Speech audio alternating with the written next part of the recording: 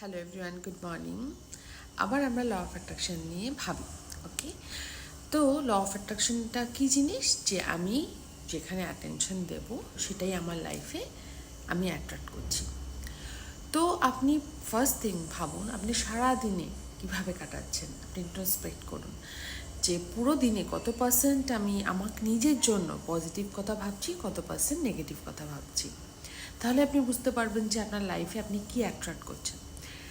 Second step, সারাদিনে শুধু নিজে কতটুকু নিজে চিন্তা করছি একা থাকাকালীন, সেটা তো নয়, আমি মানুষের সাথেও কথা বলছি, রাইট?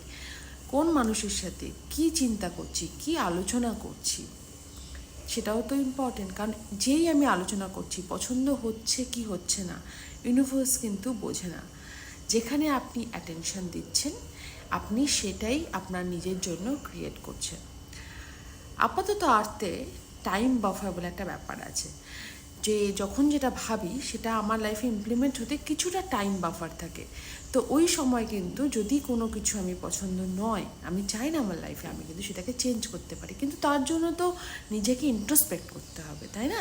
সারাদিন যদি আমি কারো সম্পর্কে কথা বলি, কারো ব্যাপারে কথা বলি, কোনো দিন তো ভালো কথা যদি না বলি, তাহলে তো সেগুলো তো আমি নিজের লাইফে নিজের জন্য অ্যাট্রাক্ট করছি, তাই না? তো সেই জিনিসগুলোর ওপরে কাজ করতে হবে।